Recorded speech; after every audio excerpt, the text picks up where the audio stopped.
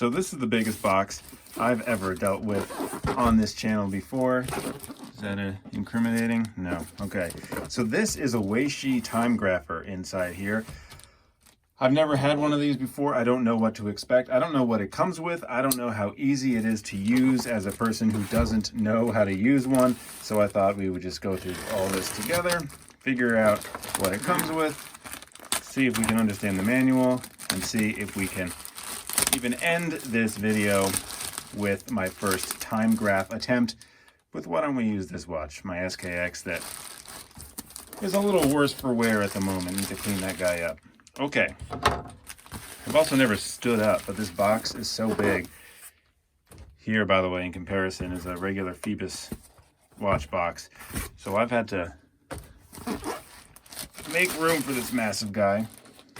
Got it on eBay from China. I will put a link in the description to the one I bought. It'll be an eBay affiliate link. I just started using that program. Doesn't cost you any more money, but it will kick a commission to the channel if you decide to buy one of these things using that link. All right. I think everything's been cut. Ooh. And there's even more packaging. That's good to know. I mean, this is a machine, a digital machine. There's microphones in here, as well as the actual piece of equipment. Is this upside down? And here we go. So I believe this is the Timegrapher. This should be the stand. I see a microphone cable here. And, well, why am I guessing? Let's just throw stuff out of the way and find out. So, if you've seen one watch video in your lifetime, I'm assuming you recognize this. To be honest, it's a little weird to hold one in my hands. I've always seen them on watch channels when they run the tests. I've never used one, never had one. I'll tell you, it's lighter than I thought. So here's the back. So you'll input some frequency calibration, the microphone obviously right there. Power is necessary. I'm assuming that's where we'll hear the tick, tick, tick, tick, tick, tick, tick, tick, tick from the speaker in the back. I got the 1000 instead of the, what is the other one, the 1900, I think. I believe the only real difference is color on the 1900. So I got the, you know, blue and white. Again, it is lighter than I thought. It smells good. Excuse me. It smells good though. Not, well, not good. Kind of smells like a new dentist office, if that makes any sense. Okay, so there's that part. Now this is where the heft comes in. This box was a little bit heavy, and I think that's why I was surprised at how light this was. This basically, I guess, is just the display and the circuits and the machinery in the back. This is like the hardware. So this is, whoa, my Lord. Breaking stuff already. So this is the actual like heavy duty part. And I am a broadcasting and audio production professional as my day job, so I do know how to handle a microphone. So I believe, all right, so we're gonna somehow affix the watch to here, and this microphone cable will go in the back, and I'm assuming this last piece of equipment is, oh, it's the power cable. Okay. Okay, I apologize to both you and my new Timegrapher for letting it belly flop on the desk twice now. So, this is no fancy piece of equipment. This is just the power cord. This is kind of cool to note that it's like a lamp switch, so you can keep it plugged in and just switch it on and off from there, so we can have a permanent place on my desk. And is that really everything? Whew. A manual. Thank God. I was getting a little worried for a second. Okay, so my Weishi multifunction Timegrapher number 1000 user manual. I am going to take a quick look over this. The table of contents shows everything, hopefully, that we will need to learn. The different instruments, the key functions, parameters, connections, how to install. So you should hopefully get an instruction manual like this. I like how it's not busy. There's some nice little simple paragraphs. That makes me not nervous. This makes me feel like I will be able to figure this out rather quickly and get to the bottom of it in an instant. So I am gonna pause the video while I set up this equipment and read this, and I will pop right back to see and to report on exactly how well it went. All right, see you in a second. All right, so this does seem pretty self-explanatory. I checked out the manual just a little bit. The English isn't perfect, but it does kind of give you an idea.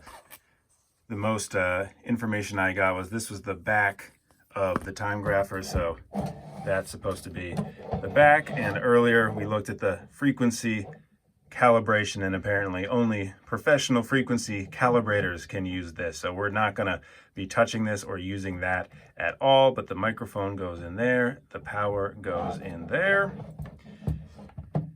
And here is the watch stand that also acts as a microphone. So the vibrations of the watch movement is fed into this little piece, really, which is then, this is the microphone cable, brings it into the machine. So you kind of clamp the watch in here. I've already wrapped this with Scotch tape because this is just bare stainless steel that you're supposed to wedge your watch in, and I am not about to scratch the hell out of a new watch, so I put some Scotch tape over there so I won't scratch any of the watches I'll be time graphing. Also, this is cool to see, this piece rotates, so if you want to use different positions, like you want the watch to be on its side or upside down or facing down, this is all adjustable. So that's how 1, 2, 3, 4, 5, 6, 7, 8 positions. That's how you can figure out your watch's different running speeds. You know, it can run +3 seconds when it's facing up in the air, but then it can run at -1 when it's, you know, on its side. So if you really, really want to regulate your watch, that is what all these positions are for. But we do want to see if it works and if I can figure it out. So let's turn this guy on. Number 1000 multifunction Timegrapher. Great. So this can detect almost any beat rate. It has the list right here. So these are all the different beat rates that can be detected. And we'll do it automatically. So I said we'd use my Seiko SKX. I've never time graphed this before. So let's see how it goes. So I'll just do the regular position. And so we pull this spring-loaded clamp back, we put the watch against it, clamp it in, and then we wait to get a detection.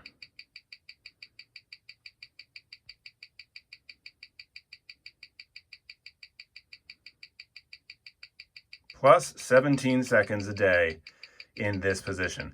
Now, earlier, I was wondering what these different positions would do. So let's switch it up.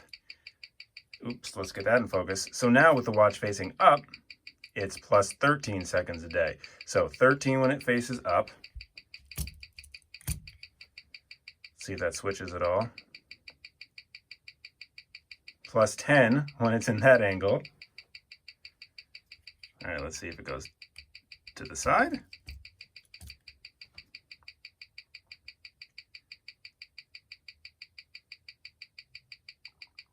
Still plus 10, oh, plus 12. What about upside down?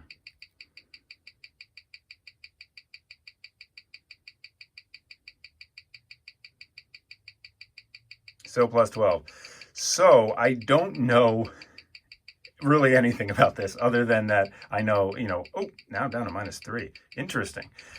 So these are all staying pretty even when it's locked into position. Obviously you saw it took a little bit of a long time to switch, but it does seem that every position is basically locked in, and this seems to, okay, as I'm talking it switches again.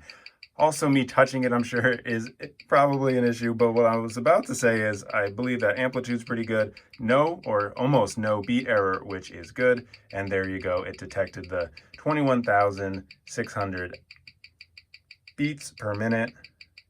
That's what it is, right? Beats per minute? I should know that. Okay, and now it's at +9. I am glad to see that this is running decent, within decent parameters. +13 is something I'm willing to accept. I've never really had issues with this watch's accuracy before, but do I have another? I don't have another automatic watch down here, but I do have one of my Casios. Hold on. Okay, so I do have my Casio Duro. So let's see how a quartz watch lines up against this Seiko, which now is at +11. So let's stop it. Okay. I will say that noise can get a little tiresome after a while. Let's put this giant Duro on there, and let's see how the quartz goes.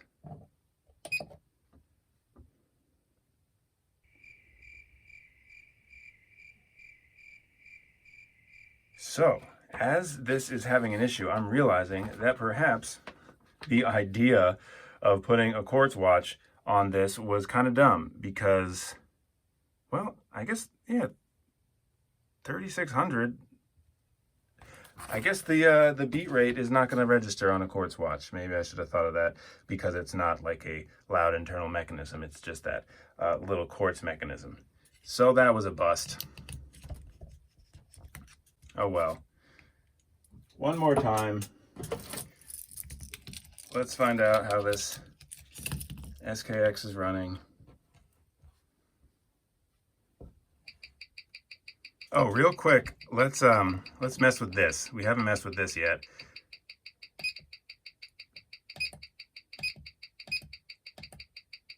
So that's just the volume? So when it says value, it just says volume. I don't know what that is. Nothing seems to change. All right, menu, speaker. Ooh, there we go. So we can listen to it or not listen to it. I might prefer not listening to it. Although I will say, and this will be the last thing, I know I keep on thinking of one last thing. If we turn on the speaker, we just zoom in on the watch. I always feel like when you hear it, you can actually see it stutter better. Like while I'm watching this watch hand, I can see finally the second hand going, But before, or if this was off, it takes just more of a clean sweep for me. So I just think that's interesting to kind of see, in quotes, the second hand sweeping, but also being able to see the small movements of tick, tick, tick, tick, tick, tick, tick, tick, tick. Okay, there's the Timegrapher. Let's end it by muting it. Whew. And that's it. I think I spent about $160 on this.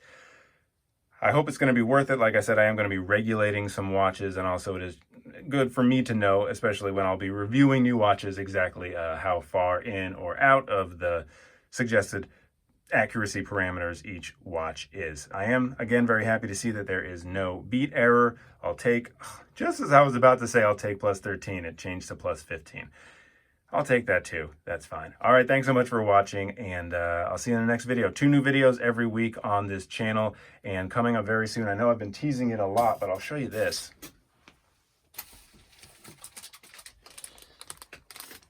These just came in the mail, and if you can read my handwriting, it says hands, dial, and bezel. And this looks a lot like a Yachtmaster style ceramic bezel.